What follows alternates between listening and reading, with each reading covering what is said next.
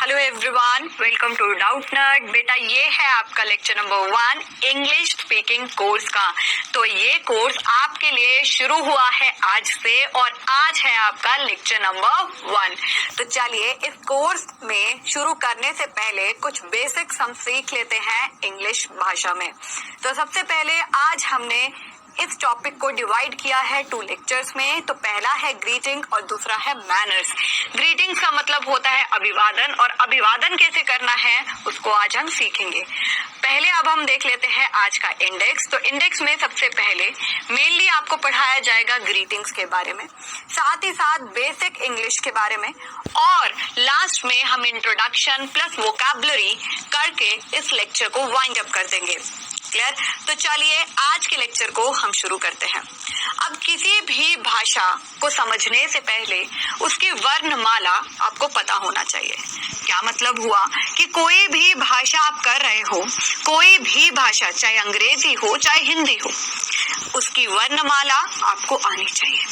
मतलब कि उसमें कितने लेटर्स हैं ये आपको पता होना चाहिए, तभी तो किसी भाषा को समझ पाओगे। अब हम आज पहले स्टार्ट करते हैं बेसिक से, जो पहले अंग्रेजी की भाषा के लिए बहुत ही ज्यादा अनिवार्य है। चलिए, तो सबसे पहले अगर आपने कभी अंग्रेजी पढ़ी हो तो आप ये बताइए कि कितने अल्फाबेट होते हैं अंग्रेजी में। हम बार बार बोलते हैं अंग्रेजी के अल्फाबेट, अंग्रेजी के अल्फाबेट। तो क्या मतलब हुआ अल्फाबेट का, बताइए। थोड़ा सा अब हमको सोचना है कि अरे अल्फाबेट, अरे A to Z तक तो अल्फाबेट होते हैं ना, तो 26 अल्फाबेट होंगे अंग्रेजी के। अगर आप ये सोच रहे हो तो भाई आप ये गलत सोच रहे हो। क्या मतलब हुआ, आगे देखिए, alphabet is a just name given to the group of all letters in a language including vowels and consonants. अब मतलब क्या हुआ, आप मंदिर में गए मंदिर में, हाँ, मंदिर में जाकर आपने भगवान पर फूलों की माला को चढ़ाया। हाँ, तो फूलों की माला हुई ना, उसमें बहुत ज्यादा फूल है। हाँ, फूल है मतलब फ्लावर्स है। हाँ, अब उन फ्लावर्स को आपने माला का नाम दे दिया। हाँ, तो अल्फाबेट क्या है, आपने अक्षरों का नाम दे दिया। समझे? अगर आप भगवान के दर पर गए, आपने बहुत ज्यादा यहाँ पर फूलों की माला बनाई, ठीक है, और ये फूलों की माला आपने भगवान पर समर्पण कर दी। अब ये क्या है, इसमें 1 फूल है, 2 फूल है, 3 फूल है, 4 फूल है, 5 फूल है, लेकिन आपने इन फ्लावर्स के ग्रुप को, मतलब कि इन फूलों के संगठन को क्या बोल दिया, माला बोल दिया। क्या बोल दिया, माला बोल दिया। ये जिसे हम अंग्रेजी में गार्लैंड कहते हैं। क्लियर? इसको यही कहते हैं ना। तो अब हमने ये बोल दिया। अब ये बताइए कि ये माला है तो ये किसको संबोधित कर रही है, फूलों को। तो वैसे ही अल्फाबेट किसको संबोधित कर रहे हैं, लेटर्स को। मतलब कि जिसमें A भी है, B भी है, C भी है, D भी है, E भी है, F भी है एंड टू Z। तो ये सारे के सारे अल्फाबेट नहीं है, ये सारे के सारे लेटर्स हैं। क्या है, लेटर्स हैं। और इन लेटर्स का नाम हमने क्या दे दिया, अल्फाबेट दे दिया। Clear? तो alphabet is just a name given to a group of all the letters in a language, including vowels and consonants. Clear? अब हमारे लेटर कितने हुए अंग्रेजी भाषा में, 26। कितने हुए, 26। So there are 26 letter in English alphabet. मतलब कि ये जो अल्फाबेट की माला है उसमें 26 फूल हैं। मतलब क्या हुआ, A to Z तक जितने भी लेटर हैं, जितने भी अक्षर हैं, वह अल्फाबेट माला नाम के कण हैं। Clear? So there are 26 letters in English alphabet. अब जब भी आपसे किसी ने पूछा कि अंग्रेजी के अल्फाबेट बताओ, तो क्या बोलोगे, एक ही है। वो कहेगा नहीं 26 है, आप बोलेंगे एक ही है। क्यों, 26 अक्षर हैं, 26 लेटर हैं, 26 अल्फाबेट नहीं है। समझे? तो अब जैसे फॉर एग्जाम्पल अगर आप देखो यहाँ पर देखिए A B C D E F G H I J K L M N O P Q R S T U V W X Y Z। तो ये क्या है? ये 26 अक्षर है, ये 26 फूल हैं किसके? अल्फाबेट माला के। क्लियर? तो जनरली अल्फाबेट एक है, लेटर 26 है। तो अंग्रेजी वर्णमाला में कुल 26 अक्षर या वर्ण होते हैं। क्लियर? अब आगे चलते हैं। आगे आपको समझ में आएगा कि अंग्रेजी माला के इन 26 वर्णों को 2 प्रकार में बांटा गया है। अब हर चीज अगर आप कुछ बोलते हो तो उस बोलने के तरीके को हमने 2 प्रकार में बांटा है। एक होते हैं स्वर और एक होते हैं व्यंजन। इन्हें बांटा क्यों गया है? ताकि अगर हमें ए यूज करना है, एन यूज करना है, हम उसमें डिफरेंस क्रिएट कर सके। ठीक है? तो सबसे पहले आप समझिएगा कि 26 वर्णमाला में 26 अक्षर की वर्णमाला में अंग्रेजी के हमने उसे 2 भागों में बांटा है। समझे? पहला है वोवल्स, दूसरा है कॉन्सोनेंट्स। वोवल्स मतलब क्या होता है? स्वर। वोवल्स मतलब स्वर मानना। ठीक है? स्वर मानना, इसे लेटर से कन्वर्ट मत करना, स्वर मानना। वोवल्स मतलब स्वर है, कॉन्सोनेंट मतलब व्यंजन है। अब कैसे इन्हें बांटा गया है ये भी देख लीजिए। देखिए, वोवल्स को मतलब स्वर को हमने 5 भागों में बांटा है। ए, ई, आई, ओ, यू। अब देखिए, ए, ई, आई, ओ, यू, इसमें ध्वनि का उच्चारण समझिएगा, तभी वोवल्स को हिंदी में स्वर कहा गया है। आपको क्या करना है? जब भी आपको आवाज आए, ए, ई, आई, ओ, यू, बड़ा ऊ, छोटा ऊ, बड़ी ई, छोटी ई, बड़ा आ, छोटा आ, तो अगर ये चीजें आपको यूज करें, अगर आपको ये ध्वनि आए, कई बार ये शब्द नहीं दे रखे होंगे, तो शब्दों से आपको स्वरों को जानना है कि यहाँ पर ए, ई, आई, ओ, यू, इसके स्वरों को देखना, शब्दों को नहीं। बस हमने शब्दों से इसे बांट दिया है कि अगर ए, ई, आई, ओ, यू की ध्वनि का उच्चारण होगा तो उसे हम वोवल्स कहेंगे। समझ गए? यहां तक तो समझ में आ गया। अब व्यंजन। व्यंजन क्या होते हैं? कॉन्सोनेंट्स मतलब कि जब आपको ध्वनि बी, सी, डी, ई, एफ, जी, एच, आई, जे, के, एल, एम, एन, ओ, पी टिल जेड, अगर आपको इनकी ध्वनि आए, मतलब कि ध्वनि, जब आपको इनके स्वर आए कि ये है, ये है, ये है, अरे ये आवाज आ रही है, तो ये कॉन्सोनेंट्स हो गए। अब कॉन्सोनेंट्स में बेटा बेसिक चीज क्या है? अगर आपने इन शब्दों को देख लिया तब भी इनके साथ एन का प्रयोग हो सकता है। एन का प्रयोग क्यों होगा? क्योंकि ये उच्चारण दे रहे हैं। उच्चारण में समझे, उच्चारण की वजह से हमें कहाँ ए लगाना है, कहाँ एन लगाना है, उसका प्रयोग किया जाता है। अगर मैं वोवल्स की बात करूं तो वोवल्स में ए, ई, आई, ओ, यू, अगर इसकी ध्वनि का उच्चारण हो रहा है तो हम उसके आगे एन का प्रयोग करेंगे। लेकिन अगर हम कहें कि इन ध्वनि से ध्वनि की उच्चारण जो हो रहा है तो हमने एन लगाया, अगर नहीं हो रहा है तो भाई हम ए लगाएंगे, तो हम ए लगाएंगे। अगर यहाँ पर भी कॉन्सोनेंट्स में अगर आपको कभी उच्चारण मिले ए, ई, आई, ओ, यू का, तो मत समझना कि भाई हमने तो कॉन्सोनेंट लिखे हैं। ना ना ना ना ना, ध्वनि को उच्चारण देखिए। बार बार मैं एक शब्द पर आपको फोकस करा रही हूँ, आपको ध्वनि के उच्चारण को समझना है। अगर इन सब में आपको ए, ई, आई, ओ, यू वाली ध्वनि आती है तो चुप कर कर एन लगा दो, चुप कर कर एन लगा दो, शब्दों को नहीं, ध्वनि को देखिएगा। क्लियर? तो ये था बेसिक, हमने ए और एन का कब प्रयोग करना है। आगे देख लेते हैं। आगे देखिए, आपको हिंदी वर्णमाला लगभग आती ही होगी, जिसमें क से लेके ख, ग, घ, ण, च, छ, झ, झ, ण, ट, ठ, ड, ढ, न, ठीक है, त, ह तक। अगर आप देखोगे तो ये है हिंदी वर्णमाला जो हर कोई परिचित होता है। अब अगर आपको ये वर्णमाला को अंग्रेजी में उच्चारण कैसे करना है, अंग्रेजी का कौन सा शब्द कौन से वर्णमाला के शब्द पर मतलब कि अक्षर पर आए, वो आपको देखना अवश्य है। तो यहाँ पर हम इन अक्षरों की ध्वनि को समझेंगे जो अंग्रेजी में बोली जाती है और जिससे शब्द बन जाता है।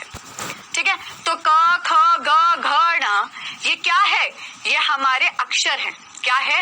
अक्षर है। इन अक्षरों से शब्द बनेगा और ये जो शब्द है इसका उच्चारण कैसे होगा? अंग्रेजी में। उसे हमने अंग्रेजी में ही समझना है। चलिए, अब यहाँ तक आपको इंट्रोडक्शन भरपूर मिल गया।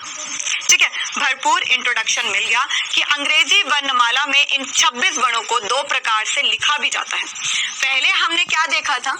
पहले हमने देखा था कि उसे बांटा कैसे गया है। अब हम देखेंगे कि इसे लिखा कैसे जाता है। हमने स्वर और व्यंजन देख लिए। हमने स्वर और व्यंजन में जब हमने उन्हें बांटा तो हमने ध्वनि के उच्चारण को देखा, ध्वनि के उच्चारण को देखा। लेकिन अब हम देखेंगे कि हम इन जो ये अक्षर हैं इन्हें लिखेंगे कैसे। ये जो अक्षर हैं, ये जो लेटर्स हैं अंग्रेजी में, उन्हें हम लिखेंगे कैसे, ताकि जब भी हम कोई शब्द लिखें तो उसमें सही प्रयोग से हमने लिखा है या नहीं लिखा है।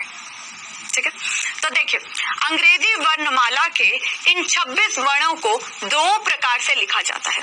पहले तो हम कहते हैं ना बड़ी एबीसीडी, और फिर कहते हैं हम छोटी एबीसीडी। तो बस बड़ी एबीसीडी को हम अंग्रेजी में कहते हैं अपर केस, या जिसे हम कहते हैं कैपिटल लेटर्स में, जिसे ABCDEWXYZ आपको इसे बड़े में लिखना होता है। अब छोटी एबीसीडी जो हम नॉर्मल लैंग्वेज में बोलते हैं उसमें आप देखोगे ABCDE, तो वो Z तक ऐसे जाएगी। और ये सब हमने सीखा हुआ होगा कि छोटी एबीसीडी, बड़ी एबीसीडी। ठीक है, तो छोटी एबीसीडी को ऐसे लिखेंगे, बड़ी एबीसीडी को ऐसे लिखेंगे। जिसे हम अपर केस कहते हैं, इट मींस कैपिटल लेटर, और जिसे हम छोटी एबीसीडी कहते हैं लोअर केस, जिसे हम बोलते हैं स्मॉल लेटर्स में हम एबीसीडी लिखते हैं। क्लियर? तो ये तो बात हो गई आप सबकी बेसिक इंग्लिश की। आगे हम और देख लेते हैं। आगे जब आपको पता है, क्या आपको पता है कि लेटर्स शब्द बना देते हैं, शब्द वाक्य बना देते हैं, और वाक्य पैराग्राफ बना देते हैं। मतलब क्या हुआ? Letter form a word, letters form a word. Letters क्या है बेटा? लेटर्स है हमारे अक्षर। ठीक है, जिसे हमने बोला था अक्षर, और जिसे हमने वर्ण भी बोला है। क्लियर? और ये हमारे एक शब्द को बना देते हैं। शब्द से बना, शब्द किससे बना? अक्षर से। और शब्द बना देता है किसे? वाक्य को। शब्द किसे बना देता है? वाक्य को। और वाक्य किसे बना देता है? पैराग्राफ को। या आप ये कहिए कि कोई निबंध लिखना है, कोई पैराग्राफ लिखना है, तो उसे हम लिख सकते हैं। ठीक है, अब इसके एग्जाम्पल भी समझ लेते हैं, बेसिक है ये। ठीक है, इसके एग्जाम्पल भी समझ लेते हैं। पहला देखिए, Mujib is a good guy. Mujib is a good guy. Okay, he is my best friend. वो मेरा बेस्ट फ्रेंड भी है। I love him a lot. मैं उससे बहुत प्यार करता हूँ। आई लव हिम अलॉट मतलब मैं उससे बहुत अधिक प्यार करता हूँ। मौजिब इज अ गुड गाय। गाय मतलब लड़का। ठीक है, तो मौजिब इज अ गुड गाय मतलब कि वह बहुत अच्छा लड़का है। He is my best friend. वह मेरा बेस्ट फ्रेंड है, मित्र है। I love him a lot. मैं उससे बहुत प्यार करता हूँ। अब जब भी आपने ये देखा लेटर्स फॉर्म अ वर्ड, तो मौजिब में कितने लेटर हैं? थोड़ा सा देखिए, 1 2 3 4 5, तो 5 लेटर हो गए। ठीक है, अब इससे एक शब्द बन गया मौजिब। अब शब्द कितने हैं पूरे देखना, 1 2 3 4 5, तो यहाँ पर 5 है। ठीक है, अब सेंटेंसेस कितने हैं? 1 2 3, तो यहाँ पर 3 सेंटेंसेस हैं। इन सेंटेंसेस ने मिलकर क्या बनाया? एक पैराग्राफ बना दिया। ठीक है, तो यहाँ पर देखिए, there are 3 sentences in the above paragraph. 3 sentences हैं। Maujib is a good guy. ठीक है, he is my best friend. I love him a lot. तो ये हो गए हमारे 3 सेंटेंसेस। क्लियर? आगे देखते हैं।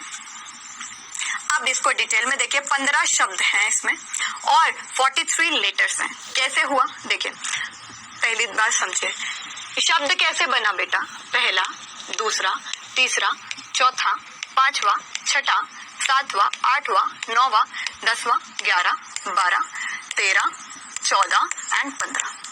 अब एक और चीज समझिएगा, जब भी कोई लेटर, समझना, जब भी कोई लेटर किसी वाक्य को पूर्ण कर रहा हो और हम ये कहें किसी वाक्य को जोड़ रहा हो, चाहे वो एक लेटर है, उसे शब्द माना जाएगा।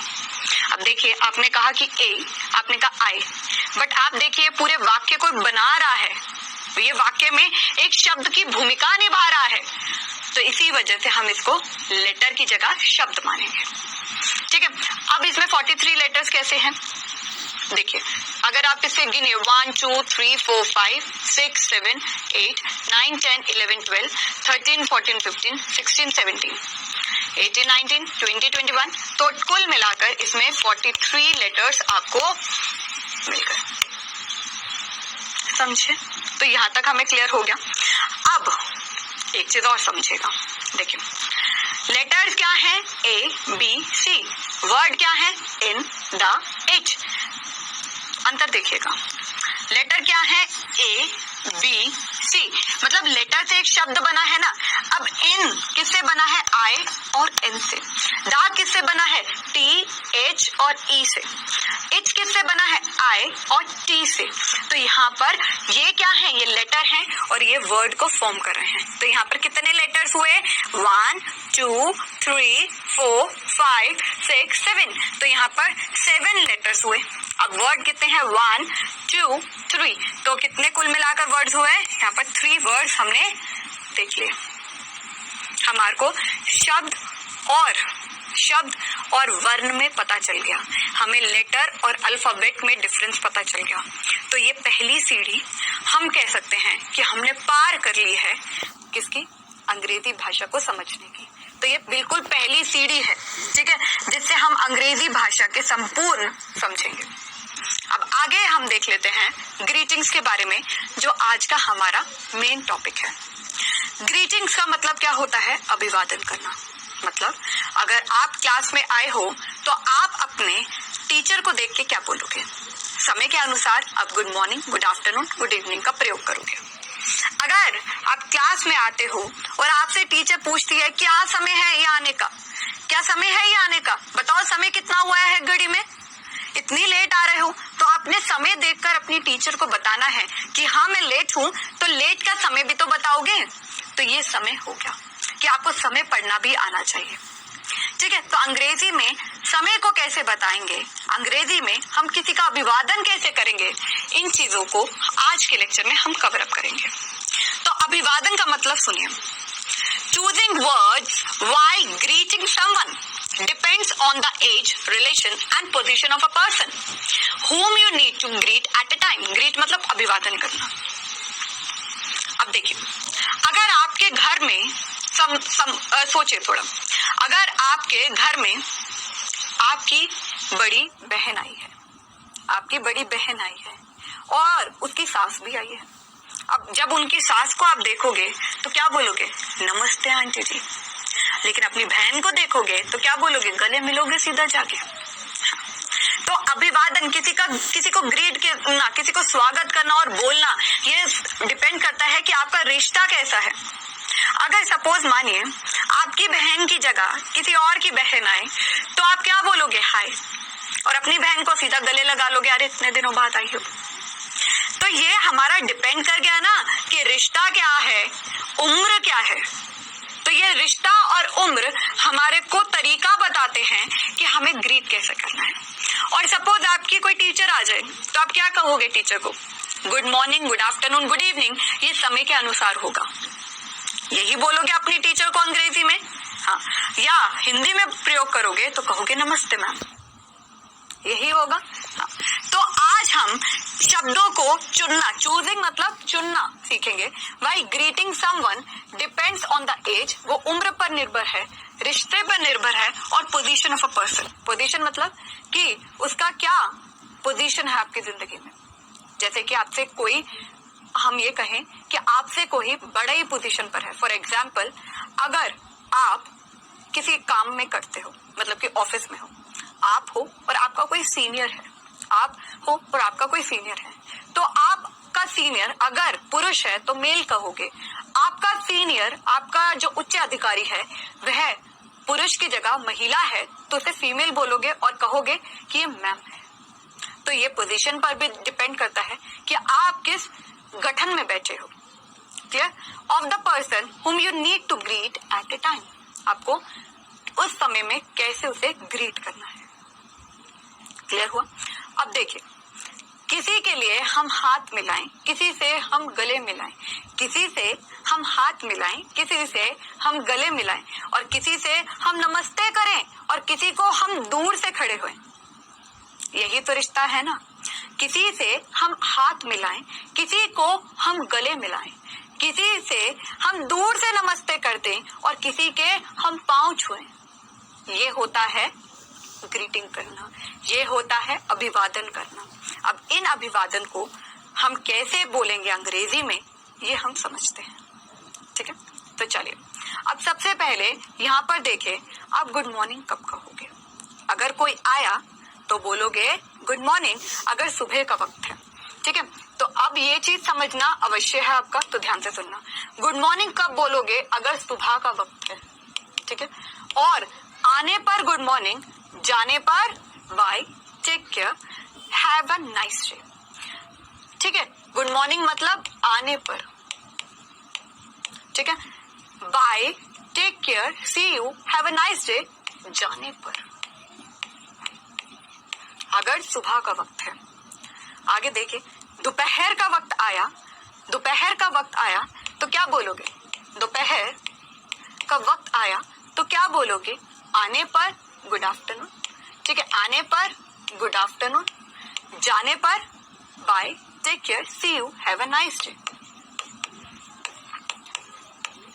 ठीक है, आने पर गुड आफ्टरनून, जाने पर bye, take care, see you, have a nice day. आगे, शाम के समय, शाम के समय आप क्या बोलोगे? गुड इवनिंग आने पर। ठीक है, गुड इवनिंग आने पर। फॉर एग्जाम्पल समझे, आप क्लास में आए तो बोला गुड इवनिंग, जाने पर क्या बोलोगे? Bye, take care, see you, have a nice day. ठीक है, तो आप यहाँ पर बोल सकते हो good night, take care, bye, see you. Have a nice day बोल सकते हो? नहीं, शाम के समय सीधा रात आएगी तो दिन तो खत्म हो जाएगा, तो आप यहाँ पर हैव अ नाइस डे का प्रयोग नहीं करोगे जैसे हम करते हैं।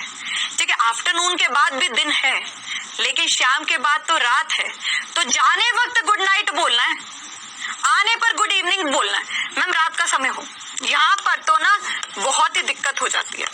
ठीक है, अगर आने का समय हो और रात भी हो, मैं कह रही हूँ रात का समय है, शाम का समय है, तब भी आप यही बोलोगे गुड इवनिंग। आने पर गुड इवनिंग ही होगा, जाने पर गुड नाइट होगा। अगर शाम की क्लास में आते ही कह दो गुड नाइट तो आपको तो लगेगा अच्छा बाय बाय, लेकिन आने पर गुड इवनिंग होता है, चाहे रात को 11 बजे भी कोई आए वो आके बोलेगा गुड इवनिंग, और जाने पर क्या बोलेगा? Good night. तो ये प्रयोग करना है।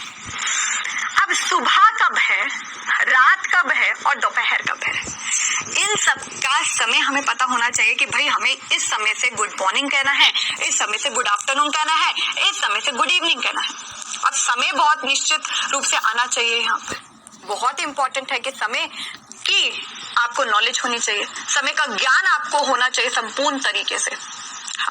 तो चलिए अब आगे देखिए कि good morning, good afternoon, good evening को आपको कैसे प्रयोग करना है। ठीक है, तो यहाँ पर देखिए, अब ये जैसे फॉर एग्जाम्पल 1 बजकर, देखिए कभी ये जो घड़ी है ये कितना हिल रही है, क्यों? क्योंकि समय ये चेंज करी जा रही है, कभी 11 बजा रही है, कभी 1 बजा रही है। ठीक है, और यहाँ देखिए समय चलता जा रहा है, समय चलता जा रहा है, समय चलता जा रहा है, समय रुकता नहीं है। अब समय जिस पोजीशन पे आप हो, जिस परिस्थिति में आप हो, तो आपको समय बताना है किसी को, तो ये जो घड़ी जहाँ रुकी होगी ना वही आपको बताना है। अब चलिए हम समझते हैं कि इन घड़ियों को समझने में हमें कितना वक्त लगता है। ठीक है, तो चलिए सबसे पहले हम समझते हैं। अब पहला होता है AM, दूसरा होता है PM। हमें ये पता है AM को सुबह के वक्त यूज करा जाता है। ठीक है, PM को हम ये कहें शाम के समय यूज किया जाता है, या रात में भी हम PM का प्रयोग कर लेते हैं। राइट, तो AM और PM हमें पता है, बट आप कभी विचार करिए कि एएम और पीएम ही क्यों लगाते हैं, क्यों लगाते हैं? देखिए, एएम और PM are the abbreviations of the Latin. Latin मतलब लेटिन एक भाषा है, तो उसमें एक शब्द आता है एंटे मेरिटिम। एंटे मेरिटिम जिसका मतलब होता है before mid day. Mid day का मतलब क्या होता है? आधा दिन। मिड डे का मतलब क्या होता है? आधा दिन, ठीक है, आधे दिन से पहले, आधे, ठीक है, आधे दिन से पहले, दिन से पहले, ठीक है। एंड पोस्ट मेरिटिम, पोस्ट मेरिटिम मतलब आफ्टर मिड डे, मतलब आधे दिन के बाद, आधे दिन के बाद। तो द टर्म्स एएम और पीएम का मतलब क्या है? एंटे मेरिटिम, और पीएम का मतलब क्या होता है? पोस्ट मेरिटिम। सुबह के वक्त एएम लगता है, दोपहर के वक्त पीएम लगता है, शाम के वक्त पीएम लगता है। क्यों लगता है? क्योंकि दोपहर से आधा दिन शुरू हो जाता है जो बाकी का बच जाता है, और 12 बजे से पहले हमारा एक आधा दिन खत्म हो जाता है, मतलब 12 घंटे खत्म हो जाते हैं। अब इस पे हम थोड़ी सी डिटेल चर्चा करते हैं, तभी हम देखेंगे कि हमने गुड मॉर्निंग, गुड आफ्टरनून और गुड इवनिंग कब कब बोलना है। कई लोग होते हैं वो गुड इवनिंग के समय गुड आफ्टरनून बोल देते हैं। क्यों? क्योंकि उन्हें ये समय का ज्ञात नहीं होता है।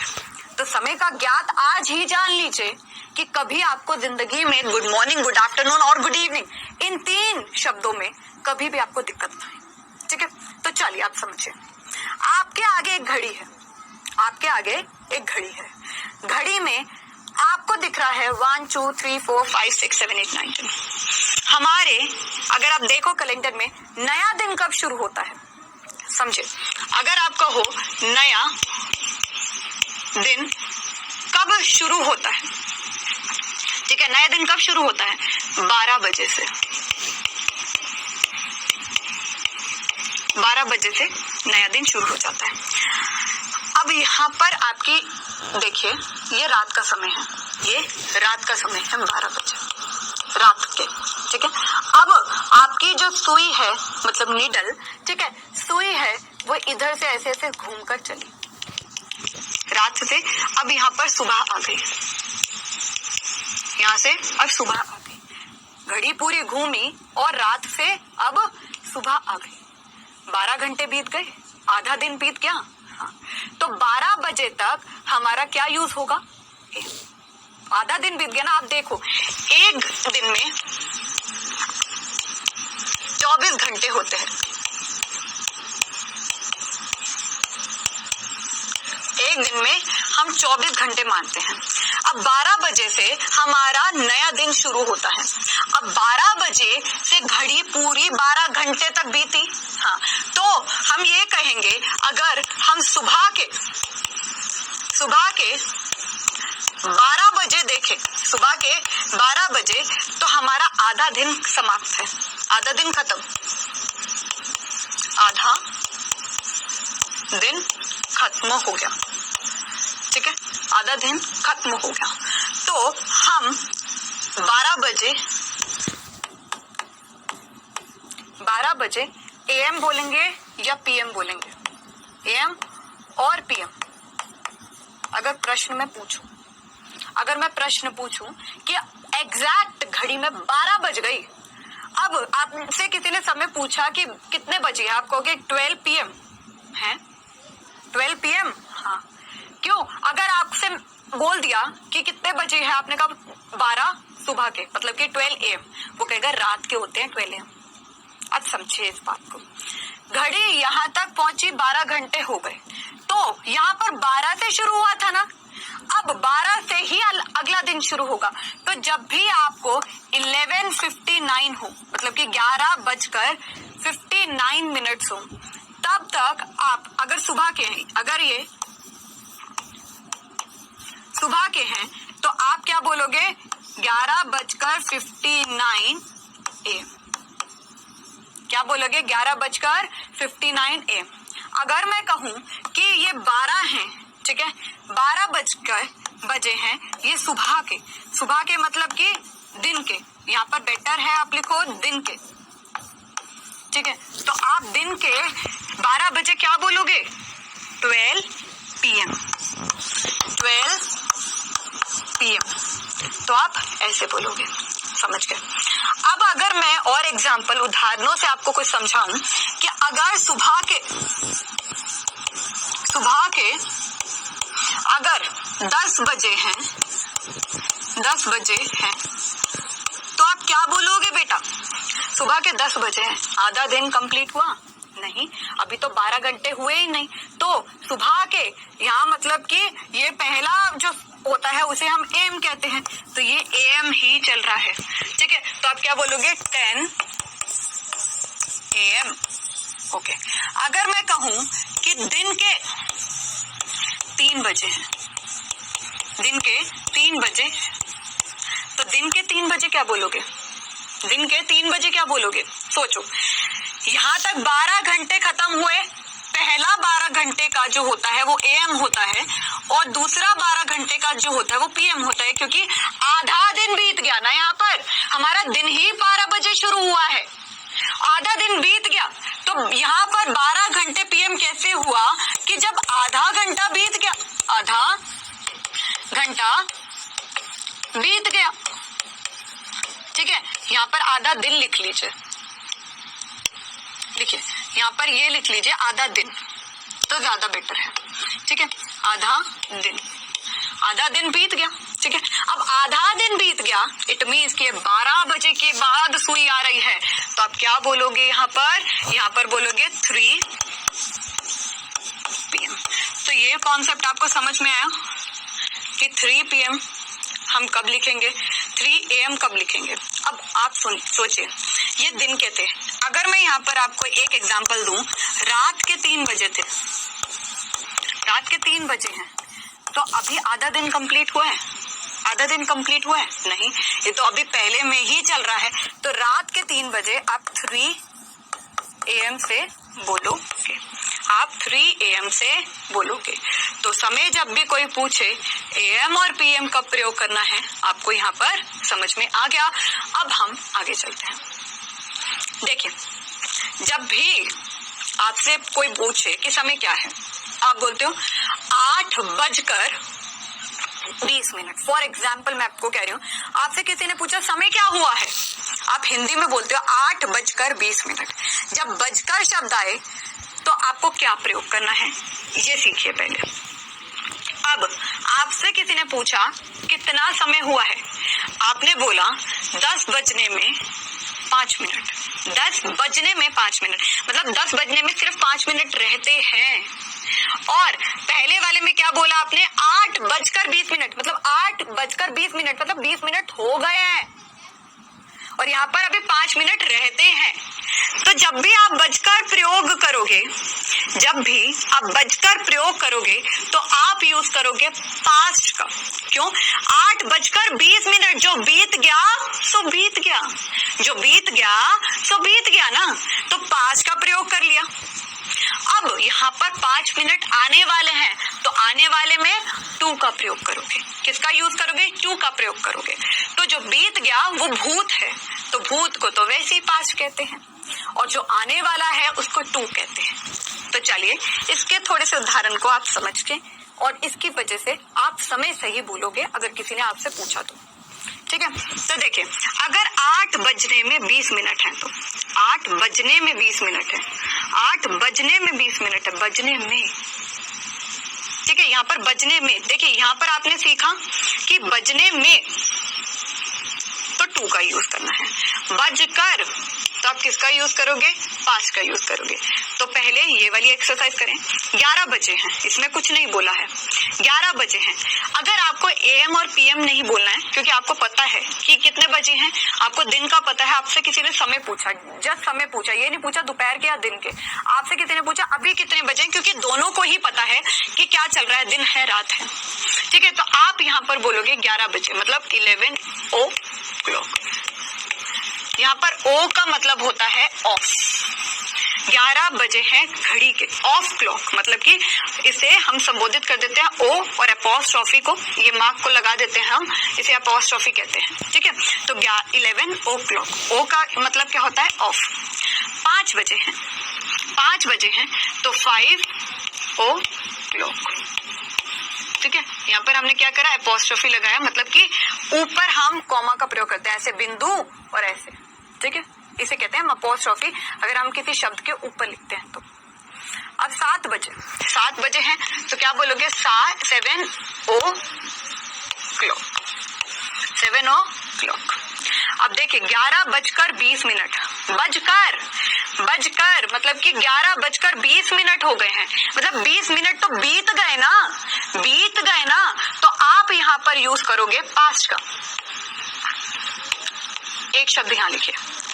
अब आपको घड़ी जब भी पढ़नी है ना, तो पहले आप लिखोगे मिनट को, बीट्स, ठीक है, पास्ट 11, ये घंटे। तो ये हमारा अंग्रेजी का एक रूल होता है जो हमने समझ लिया। क्या समझा कि पहले हमें क्या लिखना है, मिनट्स, पास्ट, हम बोलते हमेशा गलत है ना, 11:20 हो गए, लेकिन अंग्रेजी में कैसे बोलेंगे, 20:11, 20 मिनट बीत गए हैं 11:20 मिनट बीत गए हैं 11:00। तो हमें ये चीज को हमेशा याद रखना है जब भी हमें अंग्रेजी में समय को बताना है, कि पहले हम लिखेंगे मिनट्स को, मतलब कि कितने मिनट बीत गए हैं, फिर आर को, आर क्या है, घंटे, ठीक है। तो 20:11 हम अंग्रेजी में बोलेंगे। अब यहाँ पर देख लेते हैं जो हम कर रहे थे, अगर 8 बजने में 20 मिनट है, मतलब अभी बजे नहीं है, अभी बजने में मतलब कि फ्यूचर में कुछ आएगा, तो हम यहाँ पर पहले तो लिख देंगे 2, और वही फॉर्मूला आपको यूज करना है, पहले मिनट लिखोगे और फिर घंटे लिखोगे।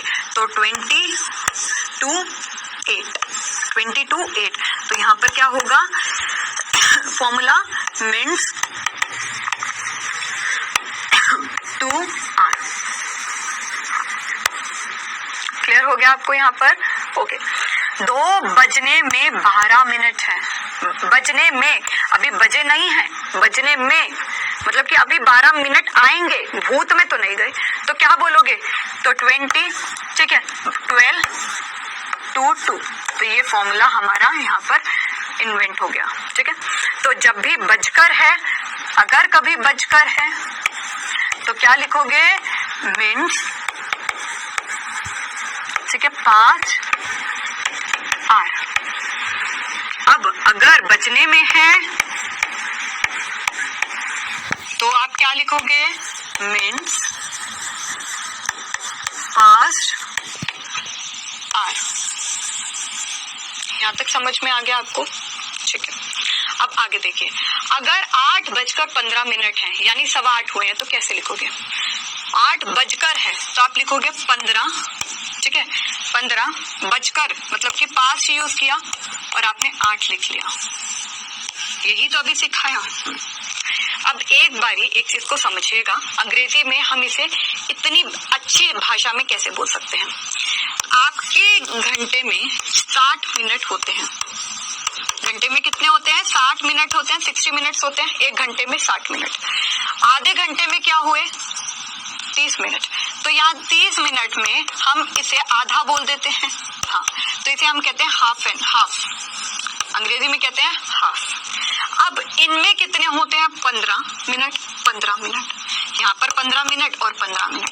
अब यहाँ पर क्या हुआ, इन्हें कहते हैं हम क्वार्टर, अंग्रेजी में क्या कहते हैं इसे हम, क्वार्टर। क्वार्टर का मतलब क्या होता है, 1/4 भाग घंटे का, 1/4 भाग घंटे का। अब देखिए, ये 1, ये 2, ये 3, ये 4, ठीक है। तो कितने क्वार्टर हुए, 4 क्वार्टर्स हुए, 4 क्वार्टर हुए, ठीक है। क्वार्टर मतलब क्या है, 4 क्वार्टर हैं, तो 1/4 भाग क्वार्टर का कितने मिनट का हुआ, 15 मिनट का, ठीक है। क्वार्टर का 1/4 भाग मतलब कि क्वार्टर मतलब 4 भाग है, अगर एक भाग को हम गिनेंगे तो कितना क्या हुआ, 15 मिनट का, ठीक है। तो अगर आपको 15 की जगह यहाँ पर मैं लिखवा दूं क्वार्टर पास्ट 8, 8:15, तो क्या गलत होगा? नहीं होगा। तो अंग्रेजी में अगर 8:15 हुए हो तो आप क्या बोल सकते हो? 8:15 बजने मतलब कि 8:15 हो तो क्या बोलोगे? आप बोलोगे 8:15। अब किसी ने पूछा 8:15, फिर आप कहना अच्छा नहीं समझ में आया, चलो कोई बात नहीं 15:8। अब वो उसे फिर भी समझ नहीं आया तो क्या बोलोगे? अरे भाई 8:15 हुए हैं, अरे 8:15 हुए हैं। इसे हम अंग्रेजी में ये बोल देते हैं। ठीक है, आगे देखिए। अब यहाँ पर घड़ियां हैं, ठीक है, यहाँ पर घड़ियां हैं और आपको समय बताना है। तो अगर हुए हैं, इसे हम अंग्रेजी में ये बोल देते हैं। ठीक है, आगे देखिए। अब यहाँ पर घड़ियां हैं, ठीक है, यहाँ पर घड़ियां हैं और आपको समय बताना है। तो अगर मैं आपसे पूछूं कितने बजे है, तो पहले को देखकर आप कहोगे 12 o'clock। 12 o'clock। अगर मैं कहूँ यहाँ पर कितने बजे है, देखिए छोटी घड़ी घंटा दर्शाती है और बड़ी घंटी मिनट्स को दर्शाती है। ठीक है, तो यहाँ पर पूरे 2 बज गए हैं, या 1 बजी है। देखिए यहाँ पर 1 पे जा रहा है तो यहाँ पर आप कहोगे 1 o'clock। ठीक है, अब यहाँ पर 2 o'clock, अब यहाँ पर 3 o'clock। तो हमने यहाँ पर समय देख लिया। अब यहाँ पर आगे समय के बारे में देखिए। ये हमारे को दिख रहा है कि आधी घड़ी बीत गई। 1 घंटे में 60 मिनट होते हैं, आधे घंटे में 30 मिनट होते हैं, तो ये आधे घंटे को दर्शा रहे हैं। हाँ, तो यहाँ पर कितने बजे है? यहाँ पर 1:30 हुए हैं। तो आप यहाँ पर अगर क्या बोलोगे 1:30। ठीक है, अब मैं ये कह रही हूँ कि सारे के सारे सुबह के समय है, सुबह के वक्त, सुबह के वक्त, सुबह का समय। तो बेटर है सुबह का समय लिखिए। ठीक है, सुबह का समय, सुबह का समय 1:30 बोलिए AM। ठीक है, और या हमारे को इसको अगर समय बताना है, किसी ने आपसे समय पूछा तो आप क्या बोलोगे 30:05 और इसको बेटर में क्या बोलोगे 1:30 ठीक है। अब या तो हम ये बोलते हैं 1:30 AM या बिल्कुल समय बताना है कि आपको पता है कि सुबह है रात है। ठीक है, आप रात में बैठे हो, आपसे किसी ने समय पूछा तो आप क्या बोलोगे? अच्छा 30:1 तो तब भी चलेगा, उसे पता है कि AM है या PM है। लेकिन आपसे किसी ने पूछा कि आपने ये कार्य कब किया था, तो आप बोलोगे मैंने ये कार्य सुबह करा था, तो 1:30 AM पे किया था। ठीक है, अब देखिए यहाँ पर क्या है 7:30। ठीक है, 7:30 तो 7:30 AM, क्योंकि मैंने कहा ये सारा सुबह का समय है, तो आप ये बोलोगे 7:30। ठीक है, या आप यहाँ पर ये भी लिख सकते हो 7:30। तो सेम इसके केसेस में है, ये सुबह के 10 बजे हैं, ये सुबह के 10 बजे हैं। तो सुबह के अगर 10 बजे हैं तो 10:30, क्योंकि हाफ पर दर्शा रहा है 10:30 AM, और यहाँ पर 10:30 और यहाँ पर आप 10:30 भी बोल सकते हो। अब अगर आप यहाँ पर बोलो कि यहाँ पर सुबह के 4:30 बज रही हैं, तो आप 4:30 AM भी बोल सकते हो और 4:30 भी बोल सकते हो। लेकिन हमने एक नया वर्ड सीखा कि 30 को हम हाफ बोलते हैं, तो हम क्या बोलेंगे 4:30। क्लियर हो गया आपको यहाँ तक? चलिए, अब हमने समय को तो बहुत अच्छी तरह देख लिया है। अब क्वार्टर का मैंने आपको बताया था कि 15 का हो, तो एक बार ये घड़ियां देख लीजिए। अब देखिए यहाँ पर क्या है 12। ठीक है, 12। अब यहाँ पर क्या है, ये कौन से है, ये 1 बजे से आगे बढ़ रही है और ये 2 बजे से आगे बढ़ रहा है। ठीक है, अब जब आपने ये घड़ी को देखा कि ये किसके करीब है, यहाँ तक तो 45 मिनट्स बीत गए ना, यहाँ तक तो 45 मिनट्स बीत गए। ठीक है, अब ये किसके करीब है, 2 बजे के करीब है या 1 बजे के करीब है? ये 1 बजे के करीब है। ठीक है, अगर आप यहाँ पर देखो समय, आप ये बोल सकते हैं 12:45। ठीक है, 12:45 PM। अगर ये दोपहर का, सपोज मैं मान के चल रही हूँ ये दोपहर का, ठीक है। अब आप ये देख रहे हो कि 12:45 है, लेकिन आपसे किसी ने समय पूछा है तो आप ये देखोगे 45 किसके करीब है, 1 बजने के करीब है। तो अगर आपसे पूछा किसी ने समय क्या हुआ है तो आप यहाँ पर ये बोल सकते हो 1:45 जैसे लिखा भी हुआ है। क्यों? क्योंकि ये 1 के करीब है। ठीक है, तो सब सेम ये 1 से 2 में जा रहा है, लेकिन ये करीब किसका है, 2। तो जब भी आपके 45 मिनट्स हो जाए, मैं कह रही हूँ 45 मिनट, अगर आपके किसी भी घंटे में 45 मिनट हो जाए तो वहां पर टू का प्रयोग किया जाता है अल्टीमेटली। ये मार्क करके चलिएगा। यहाँ पर आप पास्ट लिखोगे ना, 45 पास्ट 12, ये जमेगा नहीं, ये गलत हो जाएगा। ठीक है, तो जब भी 45 मिनट हो जाए घंटे के बाद तो आपको क्या यूज करना है, आपको यहाँ पर यूज करना है टू का। तो जब भी लास्ट के 15 मिनट रह जाए तो क्या प्रयोग करोगे, टू का प्रयोग करोगे। Same in a case of this, तो यहाँ पर क्या बोलोगे, 1:45, 1:45, 1:45, 1:45। क्या समझ में आया? अगर एक घंटे में अगर 45 मिनट हो जाए या 45 मिनट से अधिक हो जाए तो वहां पर हम टू का प्रयोग करते हैं। तो जब भी कोई समय पूछे तो सही आंसर दीजिएगा और समय के अनुसार ही good morning, good afternoon, good evening भी आपको बोलना है।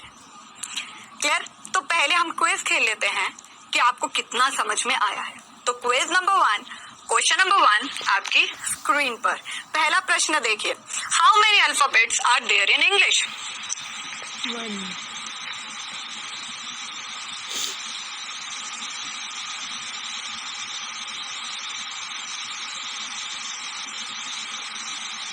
Question number 2, how many vowels are there in English? 5.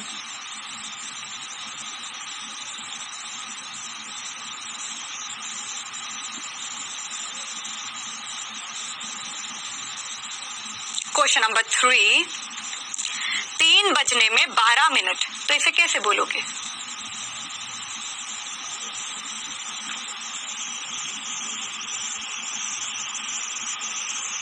12 to 3. तो होप आपका ये क्विज क्लियर हो चुका है। चलिए अब हम इसको सॉल्व कर लेते हैं। ठीक है, तो पहला देखिए प्रश्न को आप। प्रश्न पहला, how many alphabet are there in English? Alphabet तो माला है, अल्फाबेट तो माला है, तो एक डी ऑप्शन हो गया आपका करेक्ट। सेकंड देख लीजिए, how many vowels are there in English? 5 हैं। कौन से? ए, ई, आई, ओ, यू, इनकी ध्वनि को हम वॉवल्स बोलते हैं। आगे देखिए, यहाँ पर 3 बजने में 12 मिनट, 3 बजने में 12 मिनट, तो बजने में मतलब अभी 12 बजे नहीं है तो 2 का प्रयोग होगा। तो हम यहाँ पर क्या लिखेंगे, 2, 3। क्यों हमने 12 ये बोला है? क्योंकि हमारा फॉर्मूला क्या है, मिनट्स टू आर। ठीक है, ये है, तो इसलिए हमारा ए ऑप्शन हो गया करेक्ट। पहले मिनट, फिर 2, फिर आर, बजने में हुआ नहीं है। तो चलिए एक बारी हम ये भी कर लेते हैं, समय को एक बारी फिर कर लेते हैं। रात को 12 बजे क्या बोलोगे? 12 AM। ठीक है, रात के 1 बजे क्या बोलोगे? 1 AM। सुबह के 5 बजे क्या बोलोगे? 5 AM। सुबह के 10 बजे क्या बोलोगे? 10 AM। Very good. सुबह के 11 बजे क्या बोलोगे? 11 AM। और सुबह के 11:59, अरे 12 नहीं बजे हैं, तो यहाँ पर 11:59 AM। यहाँ तक क्लियर हो गया आपको? ठीक है, अब हम एक सेक्शन पर आ जाते हैं, वोकैबुलरी पे। ठीक है, वोकैबुलरी आपके वर्ड मीनिंग्स है जिसको आप डेली यूज की प्रैक्टिस में करेंगे। तो अभी हमने पहला शब्द लिया है ए, तो ए में जो आपके साधारण शब्द हैं, जो आपके डेली यूज प्रैक्टिस के क्वेश्चन में आ जाते हैं, उन शब्दों को हम देखेंगे हर क्लास में आखिरी में। ठीक है, तो अग्री, इसे हम बोलते हैं अग्री। अग्री का मतलब क्या होता है? टू बी विलिंग टू, मतलब कि राजी होना। आप इस क्लास को देख के राजी हो गए कि हाँ भाई आगे पूरी क्लास देखनी है, हाँ, तो उसे अंग्रेजी में क्या बोलोगे? अग्री होना। ठीक है, आगे अगो। अगो मतलब क्या हुआ? पुराना समय, मतलब कि ना इन पास्ट टाइम। अब आप कहोगे पहले समय में ना, पुराने समय में अंग्रेजी की स्पीकिंग कोर्स की क्लास लेने इतनी दूर जाना पड़ता था, तो अगो ये क्या हो गया, पुराना समय। एम, एम क्या होता है, हमारा लक्ष्य। हमारा एम क्या है इस क्लास को सुनने का, कि हमें अंग्रेजी बोलना आना चाहिए। तो हमारे लक्ष्य को अगर हमें अंग्रेजी लैंग्वेज में बोलना है तो हम बोलेंगे एम, ठीक है। अब हम सब क्लास को सुन रहे हैं, हाँ, तो हम जीवित हैं, हाँ, तो जीवित को क्या बोलोगे, अलाइव।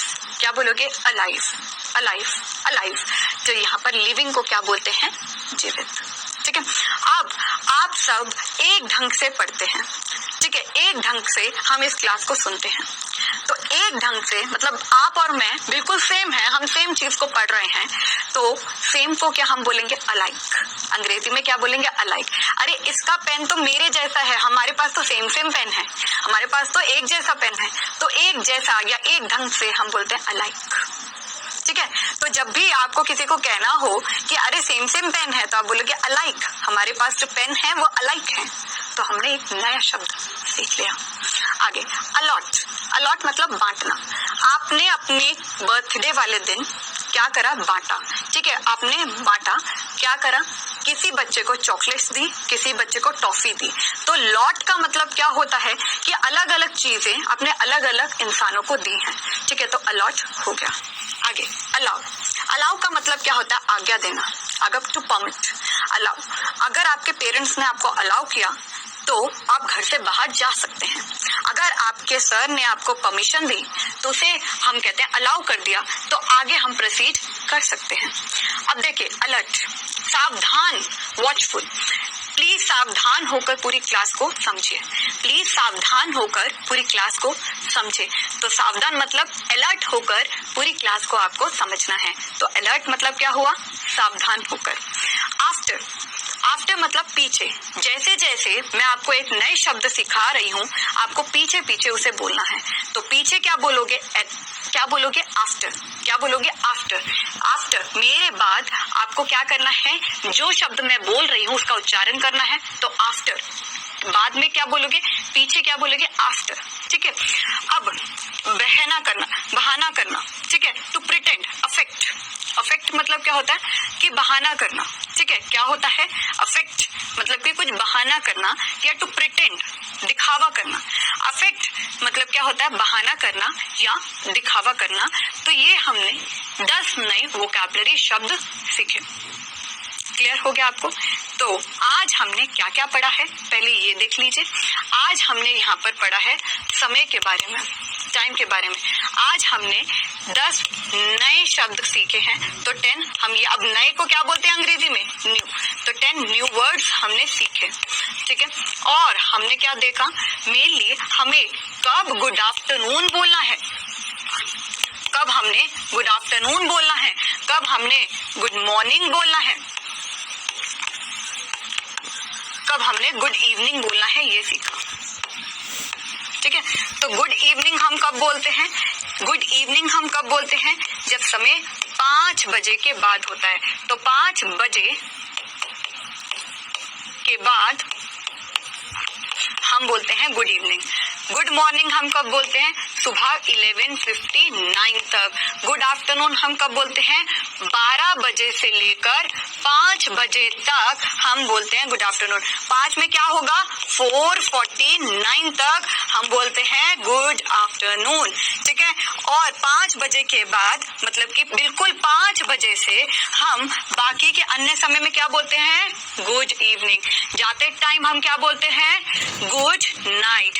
यहाँ तक हमने समझ लिया, ठीक है। तो आपको good afternoon, good morning, good evening का कॉन्सेप्ट समझ में आ गया, समय समझ में आ गया है।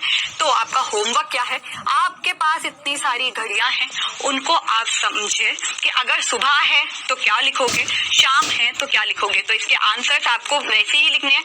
अगर सुबह का ये समय है तो क्या लिखना है, दोपहर का समय है क्या लिखना है, मतलब दिन और रात में अब बांटिए और इस होमवर्क को करके जरूर आइएगा। होप आपको ये लेक्चर अच्छा लगा हो। अगले लेक्चर में हम व्यवहार के बारे में समझेंगे, मैनर्स के बारे में समझेंगे। चलिए, thank you so much everyone. Doubtnet पे बने रहिए। Bye bye, take care.